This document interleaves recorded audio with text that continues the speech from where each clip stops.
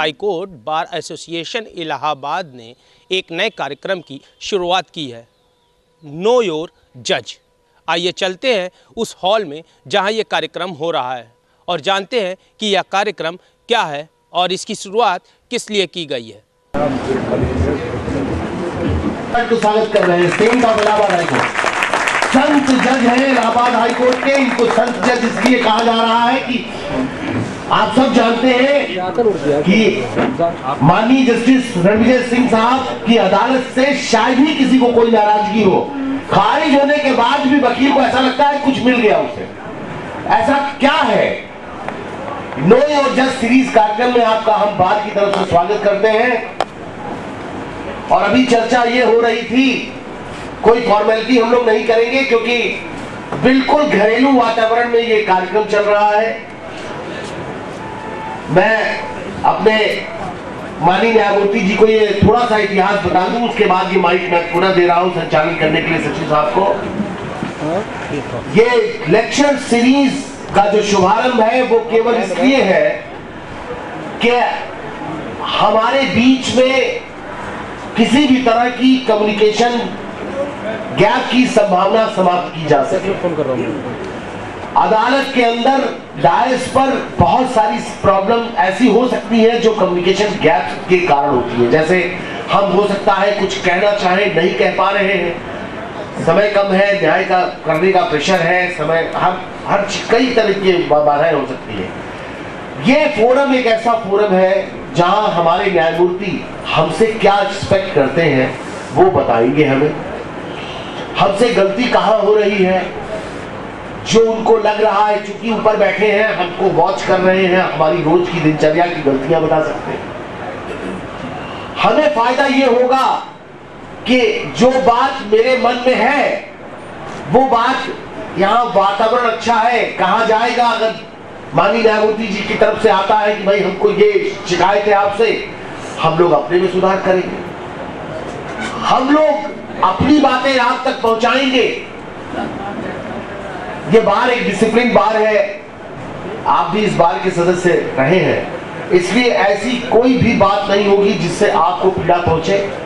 जो भी बात आप तक पहुंचाई जाएगी वो थ्रू ऑफिस बेयर पहुंचाई जाएगी। कोई व्यक्ति अकेला सवाल नहीं करेगा। ये हमारा डिसिप्लिन सैकड़ों साल पुराना डिसिप्लिन है इलाहाबाद हाई कोर्ट का, इसलिए इसके लिए किसी को कुछ बताने की जरूरत नहीं है। इस लेक्चर सीरीज का के पीछे का आशय सिर्फ इतना है कि हफ्ते में 2 बार हमारा क्लास हो सके, हमें आप कुछ बता सके, हमारी ट्यूनिंग हो सके और एक ऐसा वातावरण बने जिस वातावरण में एक बात स्पष्ट स्थापित होते दिखे कि न्याय के रथ के 2 पहिए हैं, एक बेंच है और दूसरा बार है, और ये दोनों पहिए इलाहाबाद हाई कोर्ट में कितने स्मूथली चल रहे हैं ये सिग्नल पूरे हिंदुस्तान में जाना चाहिए। इस वजह से ये सीरीज का शुभारंभ किया गया है। इस समरी के बाद ये मैं अपने सचिव महोदय से ये आग्रह करूंगा कि हमारे न्यायमूर्ति जी का स्वागत करके उनका सम्मान करें, और उसके बाद हम लोग तत्काल ये अपेक्षा करेंगे कि न्यायमूर्ति रणविजय सिंह साहब हमारे बीच में अपनी बात कहें, हमसे क्या उम्मीद करते हैं बताएं, हमको जो भी उनका अनुभव है वो हमारे बीच में शेयर करें, जिससे उन अनुभव से हमारे जो अधिवक्ता बंधु है उसका लाभ प्राप्त कर सके। धन्यवाद। मैं सम्मान करने के लिए माइक दे रहा हूँ महासचिव महोदय के तरफ से हार्दिक स्वागत और अभिनंदन करते हैं। इसी क्रम में हम अपने माननीय अध्यक्ष जी से कहेंगे कि माननीय न्यायमूर्ति रणविजय सिंह का माल्यार्पण करके स्वागत करें। जोरदार तालियों से आप लोग स्वागत करें। आज आप सबके लिए, हमारे लिए भी बड़ा गौरव का विषय है कि जो हमारे बार के सदस्य रहे माननीय न्यायमूर्ति रणविजय सिंह जी को आज जो ये दूसरा फेज शुरू हुआ है नो योर जजेस का, उसमें पहले वक्ता के रूप में बुलाया गया है। माननीय न्यायमूर्ति रणविजय सिंह साहब सन 74 में ग्रेजुएशन किया गोरखपुर यूनिवर्सिटी से, इसके बाद 1977 में LLB की डिग्री लिया इलाहाबाद यूनिवर्सिटी से। 1900 इनरोल तो सन 1979 में हो गए थे, लेकिन 1981 में वकालत शुरू किया। कई डिपार्टमेंट के वकील रहे, स्टैंडिंग काउंसिल रहे। इसके बाद 7/7/2006 को यहाँ न्यायमूर्ति के रूप में विराजमान हुए। इनकी सज्जनता बताने की जरूरत नहीं है। यह कार्यक्रम इसलिए भी माननीय न्यायमूर्ति से मैं कहना चाहता हूं कि शुरू किया गया क्योंकि आप हम लोगों के समक्ष वकालत करते थे, लेकिन आपके जज होने के बाद तमाम अधिवक्ता यहाँ वकालत शुरू किए हैं। वो जैसे हम लोग कोई नया चीफ जस्टिस आता है तो वकालत भले 22 साल से कर रहे हैं, लेकिन डर बना रहता है कि पता नहीं चीफ साहब क्या पूछेंगे, उनके बारे में हमको जानकारी नहीं होती है। उसी प्रकार हमारे अधिवक्ताओं को भी, जो नए लोग वकालत शुरू किए हैं, जो आपके समय वकालत नहीं करते थे, जो आपके बारे में परिचित नहीं है, उनके लिए यह बड़ा महत्वपूर्ण क्षण है कि आप उनके बीच में आए हैं। हम आपका पुनः हार्दिक अभिनंदन और स्वागत कर रहा हूं इस बार एसोसिएशन के तरफ से, क्योंकि यह दूसरा मौका है। इन बड़ी बड़ी विभूतियों के सामने मैं दूसरी बार मंच का संचालन कर रहा हूं। अगर कोई गलती हो जाए तो उसके लिए मैं आप लोगों से क्षमा प्रार्थी हूं, और ये जरूर हमारी उम्मीद है कि आप हम लोगों को क्षमा कर देंगे।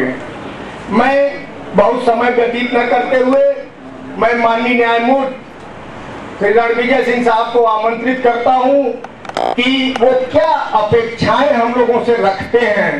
इसके बाद हम आप लोगों से भी निवेदन करेंगे कि माननीय न्यायमूर्ति से भी अपनी अपेक्षा कुछ रख सकते हैं, ज्यादा नहीं, लेकिन माननीय न्यायमूर्ति श्री रणविजय सिंह ज्यादा क्या आपसे अपेक्षा रखते हैं, मैं इसी के साथ उनको माइक दे रहा हूं। आप लोग ताली बजा करके करतल ध्वनि से उनका स्वागत करिए। बार एसोसिएशन के अध्यक्ष सचिव Suresh Chand Pandey ji, senior vice president वंदना प्रसाद तिवारी,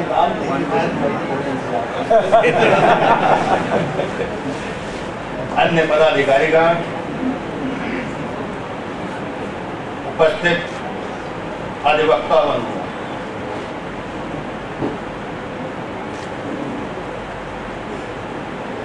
मैं एक चीज से घबरा गया।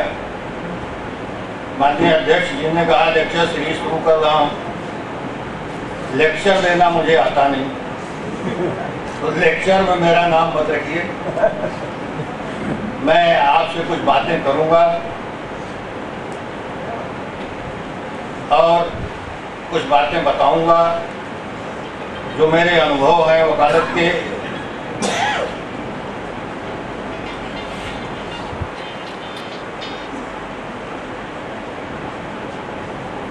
मैंने वकालत इस डिटर्मिनेशन के साथ शुरू करी थी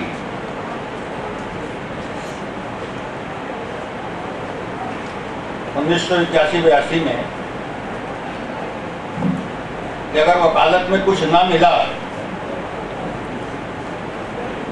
तो ट्यूशन करेंगे, लेकिन रहेंगे इलाहाबाद में ही, वकालत करेंगे इलाहाबाद हाईकोर्ट में, और रहने को मकान नहीं मिलेगा तो भाग जाएंगे संगम के किनारे, गांव समेत कोई रहेंगे, सुबह कोट पहन के आ जाएंगे। लेकिन ऐसा समय कभी आया नहीं। शायद गंगा जी की इतनी कृपा नहीं हुई तो वहां बुलाती।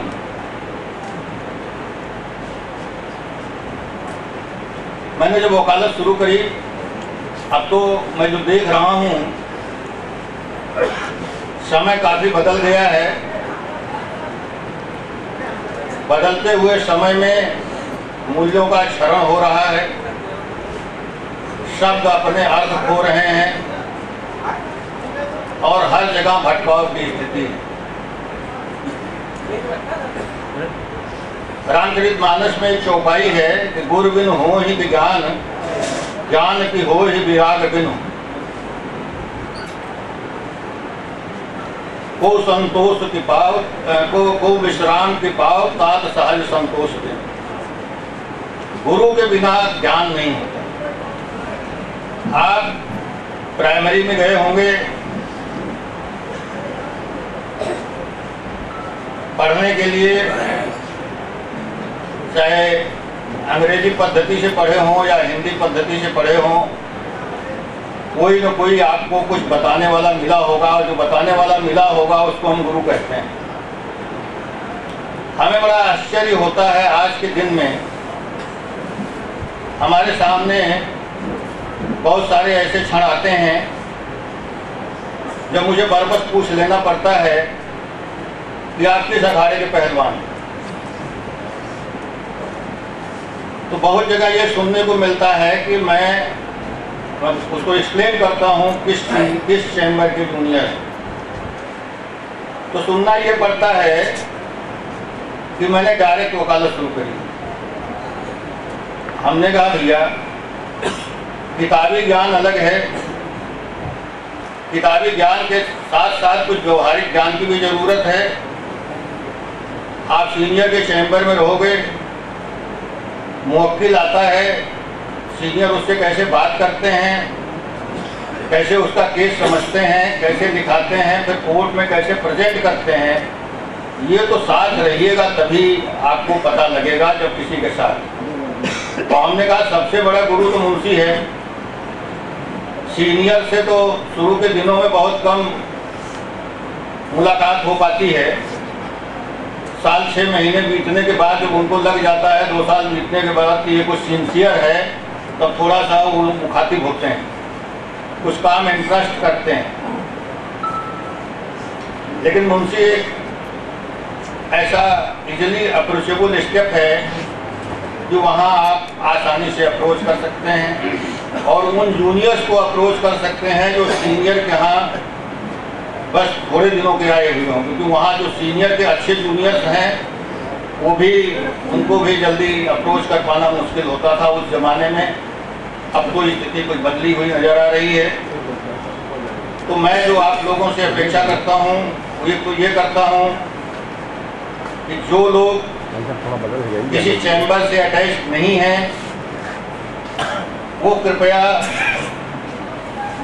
चैम्बर में जरूर जाया करें कुछ सीखने पढ़ने के लिए। ये सामने ओल्ड स्टडी रूम था, यहाँ पे 2 एसोसिएशन थे, मैं एग्जैक्टली याद नहीं कर पा रहा हूँ, young lawyers association, youth lawyer association. एक के अध्यक्ष थे श्री सुधीर कुमार सक्सेना जी, जो माननीय न्यायमूर्ति होकर रिटायर हो गए। तो हम लोग उससे जुड़े हुए थे। तो यहाँ उन्होंने एक मीटिंग करी सीनियर और जूनियर प्रॉब्लम पे। तो दोपहर का समय था, सारे जूनियर्स अपना भाषण दे रहे थे। और भाषण का जिस्ट ये था कि सीनियर जो है रात दिन सुबह शाम काम कराते हैं, कोर्ट में बहस नहीं करने देते, अपना शाम में उठते हैं, दोनों पॉकेट भर के जाते हैं, मोटी गड्डी लेके जाते हैं और हमें कुछ दिया नहीं जाता। ना हम कोर्ट में अपीयर हो पा रहे हैं और ना हमें कुछ पैसा मिल पा रहा है। मेरा भी नंबर आया, मुझसे कहा आप कुछ बताएं। हमने कहा अगर आप इस बात की गारंटी नहीं मेरा सर नहीं तोड़ा जाएगा तो मैं 2 शब्द बोलूँगा। तो सब लोगों ने कहा नहीं सर तोड़ने की क्या बात है, आपकी जो बात वो आप बताइए, जाने दीजिए। हमने कहा भाई पहले तो ये सीनियर और जूनियर वर्ड हटा दीजिए और गुरु वर्ड ले आइए, गुरु और शिष्य। और जो पुरानी परंपरा हमारी रही है उसमें शिष्य जो है भिक्षाटन करके लाता था और उसी से गुरु का भी काम चलता था और आश्रम वालों का भी काम चलता था। और गुरु के प्रति पूरा समर्पण होता था शिष्य का। ये आज का कैसा शिष्य आ गया कि उसकी निगाह गुरु के पॉकेट पे है। भाई गुरु ये कम काम कर रहा है कि जो उसको 21,000 51,000 की ब्रीफ है, जो फीस लेता है, वो फाइल आपको मुफ्त में देखने को मिल रही है। आप उस फाइल में क्या कंट्रोवर्सी इन्वॉल्व है उसको देख रहे हैं, वो पिटीशन कैसे ड्राफ्टेड है इसको आप समझ रहे हैं। आपके सीनियर साहब कोर्ट में बहस कर रहे हैं, ये क्या कम है, उसको आप देख रहे हैं, प्रोसीडिंग्स को समझ रहे हैं। हमने कहा कि ये सबसे बड़ा ज्ञान है, और अगर आप समर्पित हैं गुरु के लिए तो ब्रह्मांड फट जाएगा अगर आप भूखे मरे तो। लेकिन आप अपने को समर्पित करके तो देखिए। आप ये मत करिए कि हमारे सीनियर साहब तो क्रिमिनल का काम करते हैं, तो चकबंदी का है, और फलाने साहब तो बड़े अच्छे चकबंदी का है, चलो मैं ले चलता हूँ सामने। तो है तो सीनियर के साथ, गुरु के साथ, और निगाह कहीं और है, मुवक्किल कैसे काटें। तो ये सारी चीजें ऐसी हैं कि पूरे समर्पण के साथ एकलव्य ने द्रोणाचार्य को, जब द्रोणाचार्य ने मना कर दिया कि मैं आपको चेला नहीं बनाऊंगा, तो मिट्टी की मूर्ति लग के अभ्यास करते थे, और एकलव्य इतना निपुण निकले तो उनके जो प्रिय शिष्य अर्जुन थे उनके भी आगे निकल गए। तो जब आपके अंदर समर्पण है, जब समर्पण होगा तो जो किताब आप लेके बैठोगे, जो मुकदमा आप लेके बैठोगे, उसमें आपका इतना डेडिकेशन होगा कि फिर आपको ऑर्डर मिलना ही मिलना। आप वो मुकदमा जो आप हृदय से बहस करते हैं, मेरा तो अपना अनुभव यही है, मेरे पास कोई बहुत ब्रीफ तो नहीं थी, लेकिन जितनी भी ब्रीफ थी उसमें 75% मुकदमों में ऑर्डर हमें फेवरेबल मिले, क्योंकि मुकदमे के साथ जिंदा रहना पड़ता है। आपको जो मुकदमा मिले उसको तुरंत, ये नहीं कि देर ड्राफ्ट किया, फाइल किया, कर दिया, ऑर्डर कोड अच्छी है, मिल गया, नहीं मिला नहीं मिला, उसको समझना तो पड़ेगा भाई। और बहुत लोग ऐसे भी हैं वो तुरंत कर भी देते हैं, बहुत प्रति उत्पन्न बुद्धि के हैं, और एक से एक लोग हैं, लेकिन जिसकी जितनी बुद्धि, मेरी तो बुद्धि बहुत कम थी, तो मैं अपने हिसाब से बता रहा हूँ कि मुकदमे के साथ आपको जिंदा रहना पड़ेगा। आज की जो सबसे बड़ी समस्या है अभिव्यक्ति की, मैक्सिमम पिटीशंस पढ़ी जाती हैं तो उसमें क्लैरिटी नहीं होती। कुछ पिटीशंस में ये नहीं समझ में आता है कि क्या कह रहे हैं आप, क्या चाह रहे हैं आप। मैं हमेशा कहता हूँ भाई, चाहे हिंदी में हो चाहे अंग्रेजी में हो, कम से कम आपकी पिटीशन पढ़ने के बाद आदमी समझे तो आप चाह क्या रहे हैं। तो ये काम ऐसे संभव नहीं है। पिटीशन जो टाइप होकर जाती है उसका रिवीजन, मैक्सिमम केसेज में मैं देखता हूँ रिवीजन नहीं होता। जैसे टाइप होकर के आया उसको दाखिल कर दिया जाता है, उससे इरिटेशन होता है, और वो चीज़ अच्छी नहीं है। मैं कभी अधिवक्ता लोगों से पूछता हूँ कि भाई आपके पास कितने मुकदमे हैं, तो पता लगा 1 या 2। तो हमने कहा भाई 1 या 2 तो तैयार होने में कोई मुश्किल नहीं था, उसको तो पढ़ना ही चाहिए। हाँ, बहुत सारे हों तो ठीक है, बहुत सारे होंगे तो जूनियर के ऊपर जाएगा, 1 है तो आपको खुद पढ़ना पड़ेगा। अब ये आप मेरी बात का बुरा मानो या भला मानो, मैं कोर्ट में बहुत टाइम अपना इसमें जाया करता हूँ। आता है एफिडेविट, आप लिखते हैं कि डिपोनेंट इज द पैरोकार ऑफ द पिटिशनर। भाई आप पैरोकारी कैसे करोगे जब तक कि पिटिशनर ने आपको पैरोकारी करने के लिए कहा ना हो। एफिडेविट डिफेक्टिव है। Deponent has been authorised by the petitioner to do the पैरवी ऑफ द केस। ये एग्जैक्ट हुआ। पैराग्राफ्स की स्वेरिंग बहुत गैर जिम्मेदारी से भरे जा रहे हैं पैराग्राफ। पुराने जजमेंट साहब निकाल के देखिए, कितनी पिटीशन केवल पैराग्राफ पे ही डिसमिस हो जाती है। आप क्लर्क का एफिडेविट लगवा रहे हैं और मुवक्किल के पर्सनल नॉलेज स्वेयर कर रहे हैं, उसका मुवक्किल का एफिडेविट लगवा रहे हैं और लिखाते हैं कि भाई the mistake of the clerk of the council case could not be marked, और स्वेयरिंग हो रही पर्सनल नॉलेज पे। हमने कहा मुवक्किल को कहाँ से पता लगा, उसका व्यक्तिगत ज्ञान कैसे हुआ कि क्लर्क के गैलरी से केस नहीं मार्क हुआ। मैं किसी खारिज नहीं करता हूँ, अलाउ कर देता हूँ, लेकिन मैं हर आदमी को थोड़ा सा कभी कभार देखता हूँ तो कहता हूँ भाई इस पर थोड़ा ध्यान दीजिए। आप जो लिख रहे हैं उसका अर्थ है। आज हर चीज़ का डिजिटलाइजेशन हो रहा है। हमारी आपके ऑर्डर, हमारे आपकी पिटीशन पूरे विश्व में तैरेंगी, और हमारा कितना बड़ा एक्सपोजर हो जाएगा। हमारे माननीय अध्यक्ष जी ने कहा कि भाई इलाहाबाद हाईकोर्ट की ग्लोरी थोड़ा सा ऊपर वापस आए, तो ग्लोरी वापस आने के लिए मेहनत करनी पड़ेगी। हम लोग सुबह 8 बजे घर से निकलते थे, 8:30 बजे, रात को फिर 10-11 बजे जाते थे। मेरे फादर इल्ला के छोटे भाई थे, सुपरिटेंडेंट थे सेंट्रल एक्साइज में। मेरे घर आए तो मेरी पत्नी से कहा कि no is a jealous mistress, कहा कि तुम्हारे घर में एक सौत आ गई, अब इनसे तुम नहीं पूछोगी कि कब आते हो, कब जाते हो, क्या करते हो। तो वकालत में आने के बाद काफ़ी कुछ आपके बच्चों का भी आपके प्रति पत्नी का काफ़ी सहयोग होना चाहिए। वो भी एक जरूरी है कि आप गलत मार्ग पे भटके नहीं। वकालत में बड़े त्याग की ज़रूरत है। ये कोई छोटे मोटे धैर्य वालों का प्रोफेशन नहीं है। इसमें आपको काफ़ी धैर्य करना, मतलब धैर्य रखना पड़ेगा। पेट में चारा ना हो, लेकिन एक स्तर से गिर करके काम मत करिए।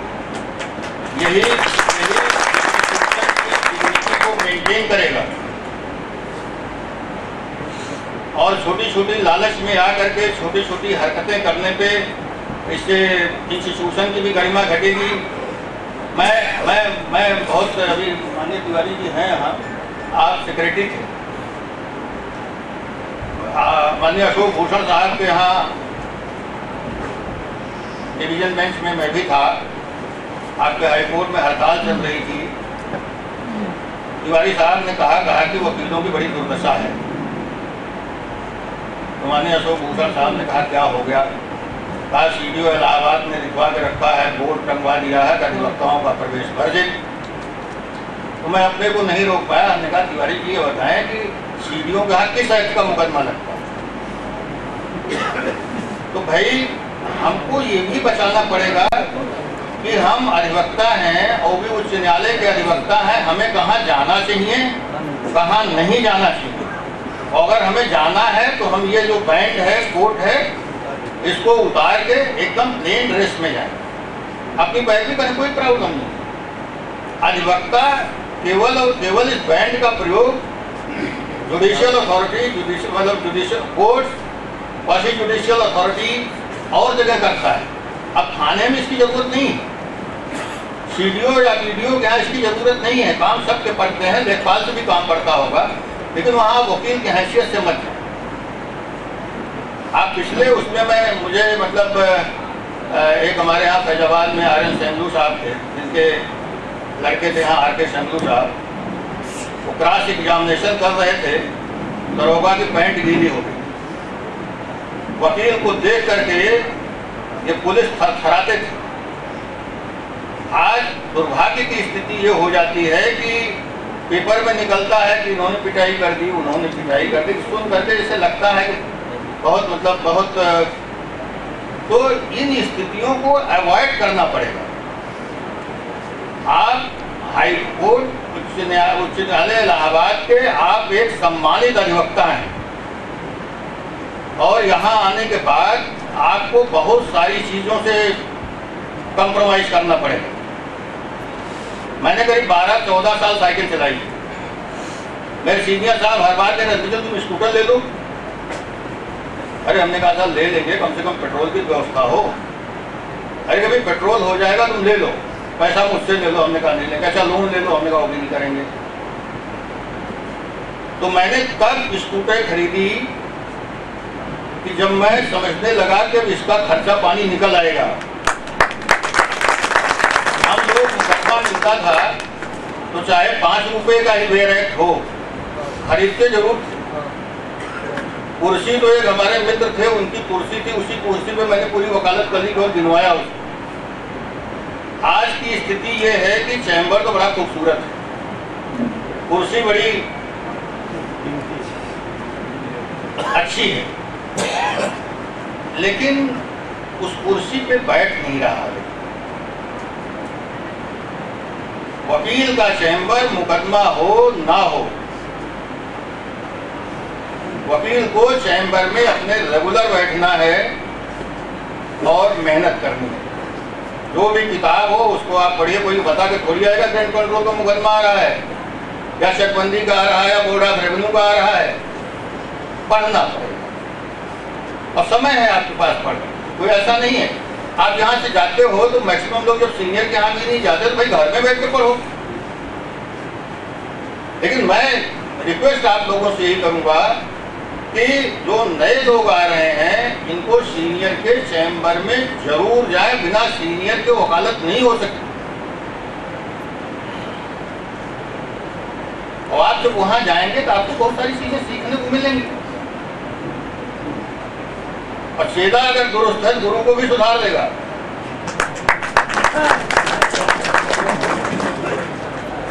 अगर आप बैठने लगोगे तो गुरु जी अगर नहीं बैठते होंगे तो उनके भी घर वाले कहेंगे कि आप वो बच्चा आके बैठा रहता, आप भी तो जाइए। वो भी आके बैठे। चैम्बर से अटैच नहीं है, कोशिश करें वो चैम्बर से अटैच हो जाए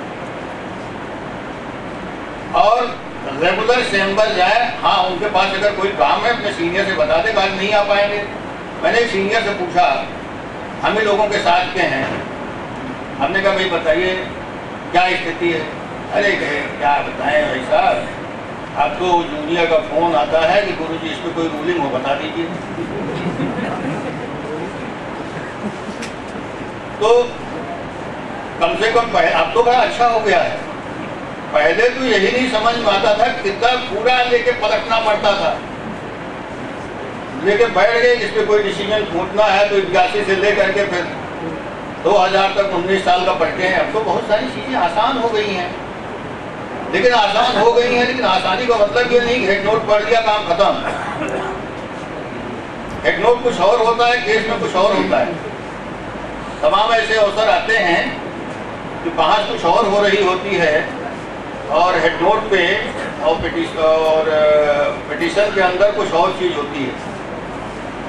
तो ये सारी चीजें तभी हो पाएंगी जब आप थोड़ा सा मेहनत करोगे। हम तो भाई इसी पे जानते हैं, हमारा तो केवल जो भी अल्प बुद्धि थी केवल लगे रहते थे और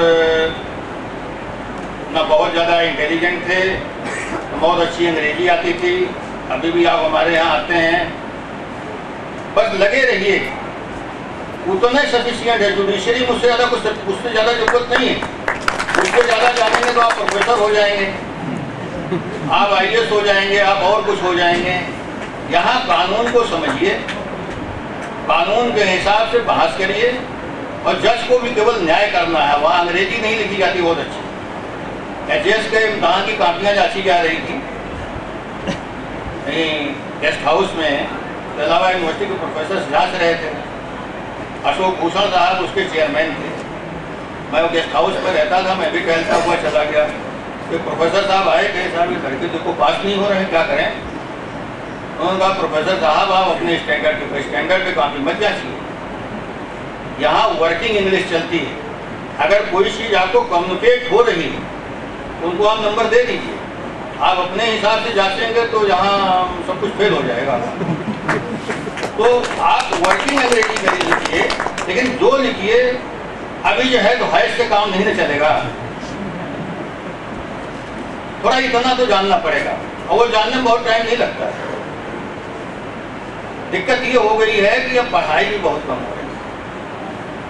मैं दर्जा 7 में था, हमारे इंग्लिश के टीचर थे, बड़े अच्छे टीचर थे और ग्रामर उन्होंने जो पढ़ा लिया था वही थोड़ा बहुत आता है।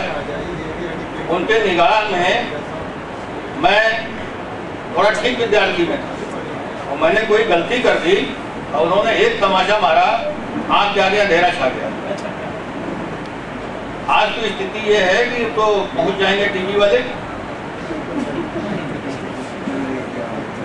मुंह पे उंगलियां उभर आई हैं।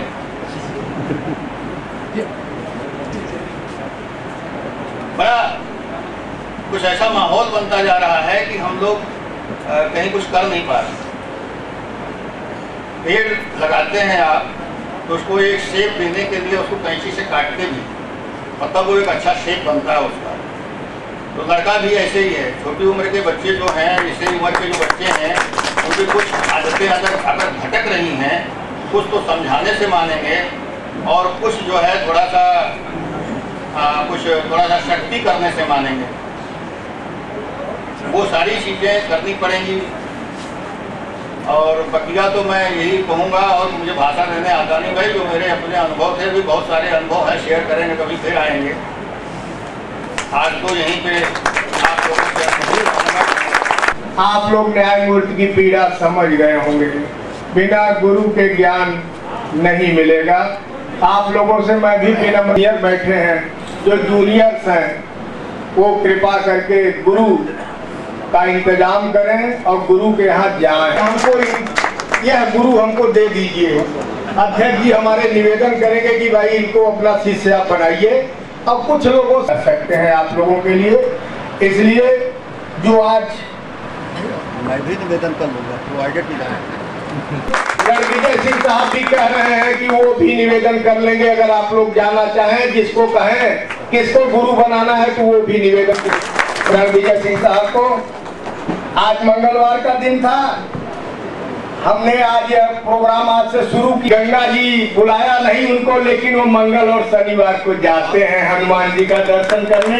हमने अध्यक्ष जी से अपने कहा कि शुरू मिलेगा और उसका फायदा भी हमको मिलेगा। मैं अध्यक्ष जी से कहूंगा कि माननीय न्यायमूर्ति रणविजय सिंह साहब को इंट्रो दे करके उनका हार्दिक अभिनंदन करें।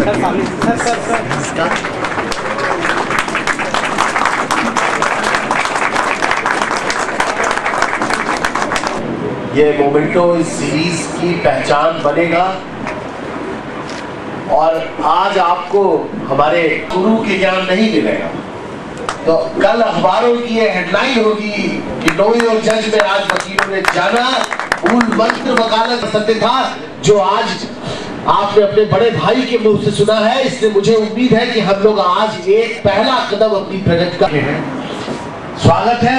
मेरी कभी आवश्यकता हो चैम्बर में किसी भी भावना से आइए, कुछ भी पूछना हो मैं आपसे, दिक्कत हो तो आप, हमारे न्यायमूर्ति जी ने कहा ये बात कि अगर गुरु मिलने को आप पर्टिकुलर कहिए तो आप भी कहने को तैयार है। बहुत बड़ी बात है, बहुत बड़ी बात कही है। आप सब पूरी ताकत के साथ इकट्ठा हुई, ज्यादा से ज्यादा संख्या में हुई है, जिससे ये कार्यक्रम चलता रहे।